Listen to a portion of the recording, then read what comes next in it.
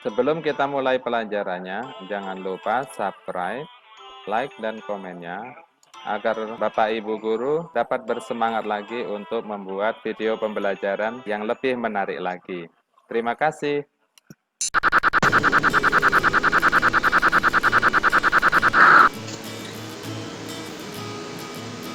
Assalamualaikum warahmatullahi wabarakatuh. Selamat pagi peserta didik semua. Hari ini kita akan melanjutkan pembelajaran ilmu pengetahuan alam yang kemarin. Silahkan perhatikan tayangan berikut. Di situ ada sebuah foto, kemudian ada seorang ayah, ibu, seorang putri mereka, dan 2 orang putra mereka. Perhatikan ciri-ciri yang mereka miliki sebagai bekal untuk proses pembelajaran kita hari ini.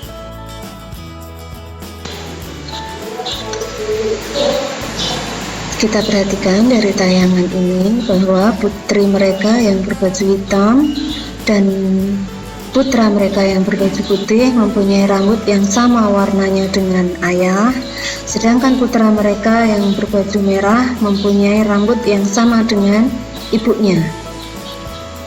Nah, coba kita perhatikan dari ciri yang kalian miliki, apakah ada yang sama dengan ciri dari kedua orang tua kalian? Nah, di sini kita akan mempelajari bagaimana ciri yang orang tua kita punya itu diwariskan kepada kita melalui pembelajaran dengan tema pewarisan sifat.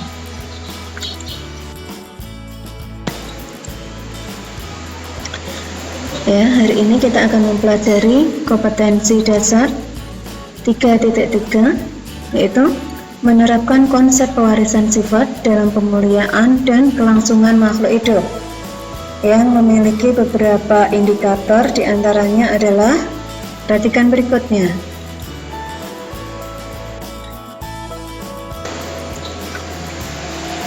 Indikator-indikator itu adalah: 1. Mendeskripsikan materi genetik yang bertanggung jawab dalam pewarisan sifat, itu gen.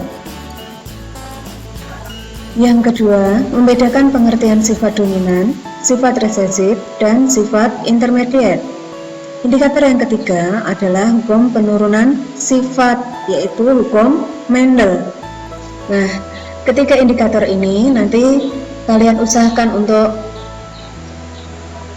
menguasainya, karena inilah yang akan menunjukkan keberhasilan kalian dalam pembelajaran pewarisan sifat.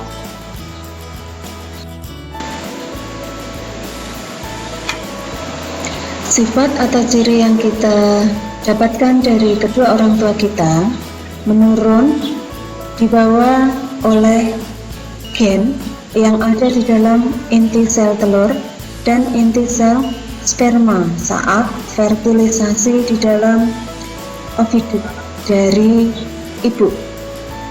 Nah, seperti apa gen itu?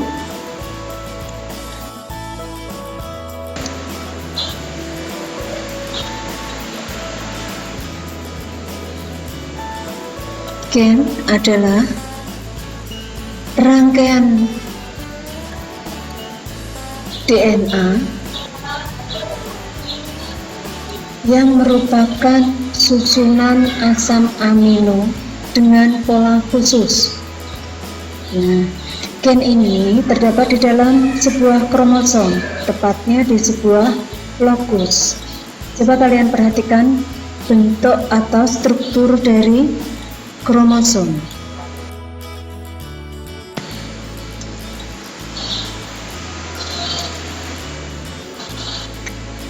Kromosom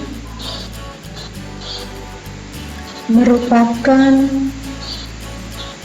bagian yang sangat penting pada saat pembelahan sel.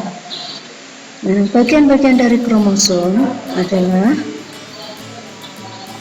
sentromer dan lengan kromosom. Sentromer ini akan berperan penting pada saat pembelahan. Dia menentukan gerakan-gerakan dari kromosom tersebut. Sedangkan pada lengan kromosom, di sini terdapat lokus-lokus yang di dalamnya terdapat gen atau untaian DNA.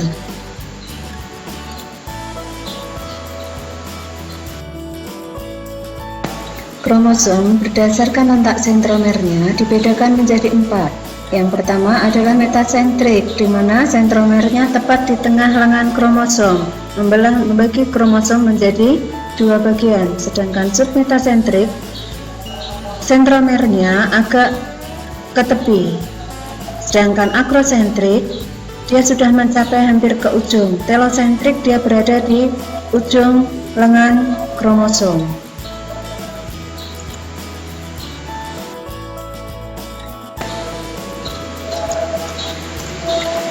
Kromosom dibedakan menjadi 2 macam,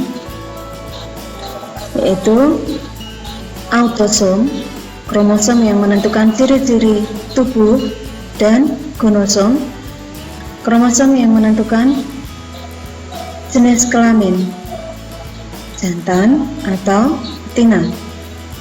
Nah, kromosom tubuh autosom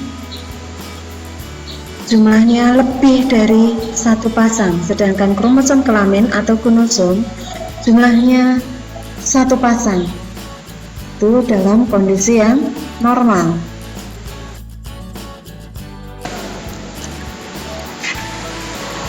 Contohnya pada manusia. Inti sel tubuh manusia mempunyai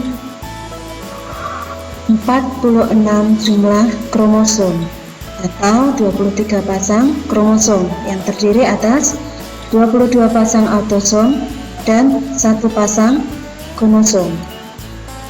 Kromosom yang terletak di dalam inti sel tubuh bersifat diploid atau berpasangan, sedangkan inti sel kelamin kromosomnya bersifat haploid, tunggal, tidak berpasangan.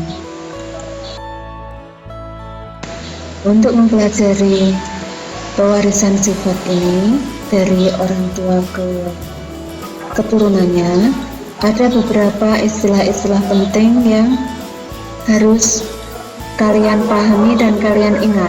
Perhatikan berikut ini.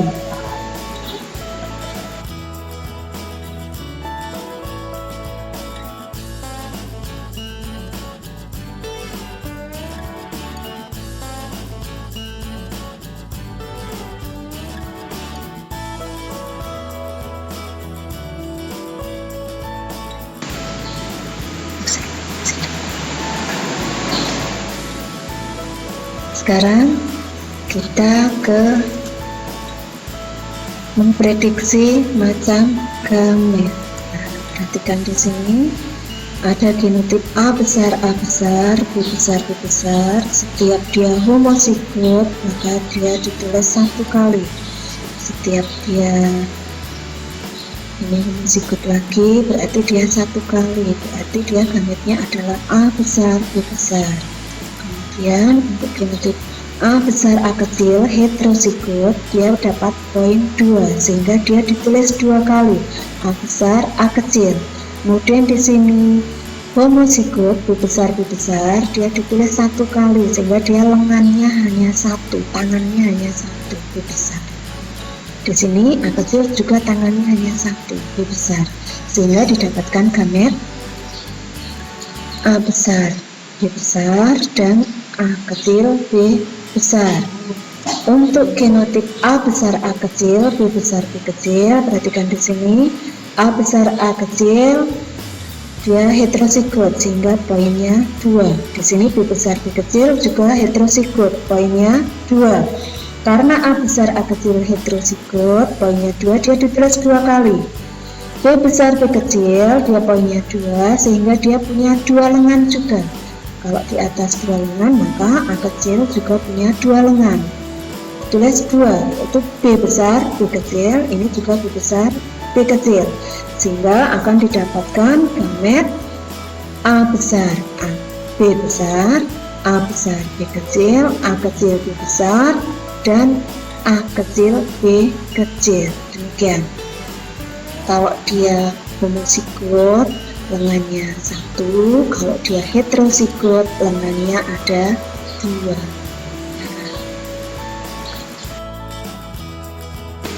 Nah, sekarang untuk kegiatan kalian, latihan di rumah, coba perhatikan beberapa sifat manusia yang dapat diturunkan, mulai dari ujung daun telinga yang bebas atau melekat. Perhatikan E dan F. Hidung besar, lebar, atau kecil, sempit. Perhatikan ada di C dan D. Kemudian bulu mata yang panjang atau pendek ada di A dan B. Rambut lurus, rambut keriting ada di C dan D. Begitu juga dengan warna kulit, ada yang warna kulitnya sawo matang dan kuning langsat. Nah, tugas untuk kamu adalah perhatikan yang kedua, lakukanlah pengamatan kepada anggota keluargamu, mulai dari bapakmu, ibumu, kemudian kakakmu, adikmu, dirimu sendiri. Kemudian catatlah ciri yang dimiliki dari anggota keluargamu dalam tabel. Tabelnya ada di berikut ini.